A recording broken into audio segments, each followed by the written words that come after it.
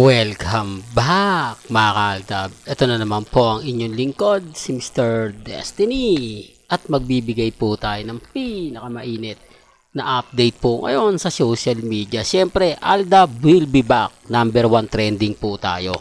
Nakakatuwa naman po dahil sa kabila po ng lahat na paninira, masasakit, manghang, na talagang hindi po kaaya-aya mga salita, abay tayo po ay muling nagbabalik. Ito na nga pong ebidensya at resibo mga kaaldab na kampante lang po kayo maging matatag. Di po ba? Sabi ko nga po sa inyo magiging maaayon din po sa atin ang panahon. Aayon din po sa atin ang mga kwento po na mga sinasabi nila. Ngayon mga kaaldab, kita nyo naman po, ramdam nyo naman po. Di po ba yung sinasabi natin? Real talk mga kaaldab, Aldab will be back. Ngayon, kanya-kanya pong opinion, kanya-kanya pong reaksyon. Sabi ko nga po sa inyo, dito po sa channel ni Mr. Destiny, kahit po sabihin natin na wala ng Aldab, kahit na sabihin na natin na hindi na po nagsasama si Main at si Alden, dito pinaramdam po nila. Dito makikita nyo naman po, mapapanood nyo naman po kung gaano nga po ba talaga kalakas ang Aldab Nation. Kung gaano nga po ba sinusuportahan ng Aldab. Hindi po ba? Ito yung pinakamatindi dyan. Bukod po yan ito po yung pinaka lang po, surprise 36 million. Kinabukasan po yan. O yung kumbaga hindi pa nagsisimula. Tapos kinabukasan umabot po ng 4.2 million. Grabe, ganyan po ka number 1 trending. Hindi po ba? Na sabi ko nga po sa inyo, nasa record na po kami. Hindi na po ito magbabago. Wala na pong makakatalo nito o makakadaig, di po ba? Sabi ko nga noong mga panahong ito, masasabi mo po ba na walang relasyon? Sila Mengay at Tisoy, walang ganap kina Alden at kay Main. Mga, kumbaga sabi ko nga, relax lang po tayo. Kasi ito naman po talaga yung totoo. Magbabalik ang Aldab. Kaya lagi po natin itong sinasabi. Kita nyo naman po kapag sinasabi nila na, nako Mr. Destiny, ganito ganyan. Hinahayaan ko na lang. Kasi tayo pa rin naman po yung wagi. Di po ba? Baka sabihin nila, hindi, binayaran yan yung mga tao na yan para mag-trending ang Aldab. Hindi po magagawa po. Wala na pong magbabayad para po sa Aldab. Hindi nga po pinagsasama Never nga pong pinagtatabi. Kahit nga po sa Bibo pinaghihiwalay Di po ba? Pero bago natin ituloy itong magandang update natin, kung bago ka lang sa channel na to, at isa kang true-blooded Aldab Nation, na nagmamahal kina Mengay at Tisoy, tama po ang channel na pinuntahan mo, kaya consider na po kitang bagong subscriber. At huwag mong kalimutang i-share ang mga video po natin sa mga mami, sa mga titas, at sa mga senior. Remind ko lang po sa mga dumadaan at sa mga bumibisita. May kanya-kanya tayong opinion, may kanya-kanya tayong pananaw. Dito po sa mga video na pinapakita ko, totoong naganap, totoong nangyari. Hindi ko po ito inedit at wala pong editan na ginagawa o hocus pocus. Para lang klaro, para tamaan na yung gumagawa ng mga edited picture, edited video. Di po ba?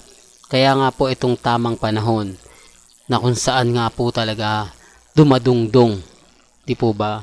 Talagang pinag-usapan, talagang masasabi natin na lahat po ng venue na pinuntahan o lahat po ng event ng pinuntahan ng Aldab talagang kitang-kita mo yung pagmamahal, kitang-kita mo yung ramdam ng Aldab. Di po ba? Kaya nga po ngayon nagtitrending tayo. Maraming takot, marami na naman ang gagawa. Ako hindi, kailangan magsalita kayo para kay congressman. Ito, re-remind ko lang po kayo kung sakasakali man po na may mababanggit po o may makikita po kayong post na magkasama si Congressman Arjo at si Mengay para lang po mahinto yung momentum ng Aldab. Gagawin nila to para po masabi na hanggang post na lang daw po tayo. Kasi alam ko may gaganti rito Alam ko katulad po ng GMA, takot na takot po sila magsama yung Aldab. Ganon din naman po yung ibang mga artista. Di po ba? Siyempre hindi sila papayag ng ganyan. Bakit ganon? Di po ba? Bakit nagtitrending ang Aldab? Wala na naman sila. Kala ko ba wala ng Aldab? Pero bakit Aldab will be back? Number 1 trending. Kung ikukumpara po sa 6,000, sa 9,000, di po ba umabot po ng 15,000 posts ang Aldab will be back. Pero gaya ng sinabi ko, ito hindi ko po inedit. Dito po sa channel ni Mr. Destiny, wala pong ginagawang edited, wala pong ginagawang kumbaga ganto ganyan. Sabi ko nga po sa inyo, may mga bagay-bagay po na kapit lang, di po ba, maging matatag lang, maging kalmado. Sa pagbabalik po ng Aldab, ay talaga naman pong tayo yung wagi, tayo yung panalo. Although sinasabi ng iba na hindi ganyan Mr. Destiny, wala naman pong problema yon, wala naman pong pilitan.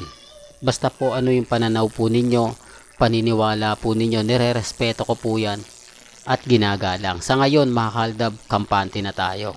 Although pinag-uusapan po si Kat, di po ba, o baka may mag-react na naman dyan, talagang nag-trending, pero iba pa rin po ang Aldab, di po ba? Kat, marami talagang followers yan, di po ba? Nasa 11 million ng followers niyan, pero gaya na sinabi natin, hindi naman po talaga yon masasabi na susuportahan ang Kat din, di po ba? Kaya nga sabi ko may kanya-kanya pong opinion, may kanya-kanyang reaksyon. Ginagamit lang po si Alden para po makagawa ng bagong pelikula. Pelikula na talagang pag-uusapan, pelikula na talagang tututukan. Dito nga lang po kayo sa channel ni Mr. Destiny para kita nyo lahat yung pagbibigay ng update, pagbibigay ng ganap, kung ano po yung sabihin nila, kung ano po yung ipaliwanag nila. Relax lang. Ako nga po kampante lang eh.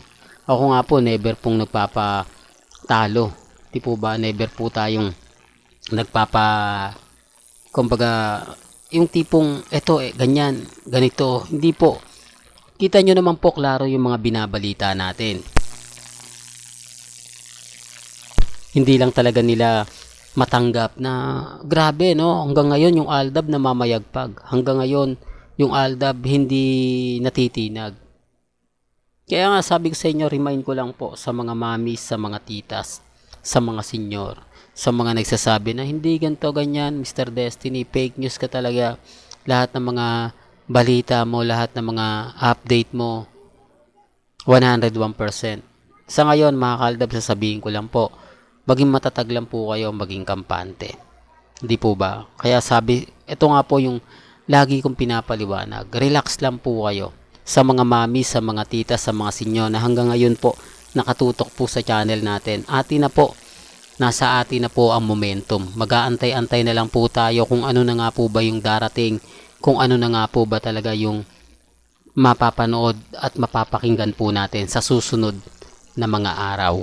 Well, hanggang dito na lang po ang ating latest updates. Kaya kung gusto nyo pa po ng pinaka-latest at sariwang update, abay tumutok lang po kayo dito po sa channel ni Mr. Destiny para updated po kayo sa mga latest at sa mga bagong video po na ilalabas po natin maya-maya lang.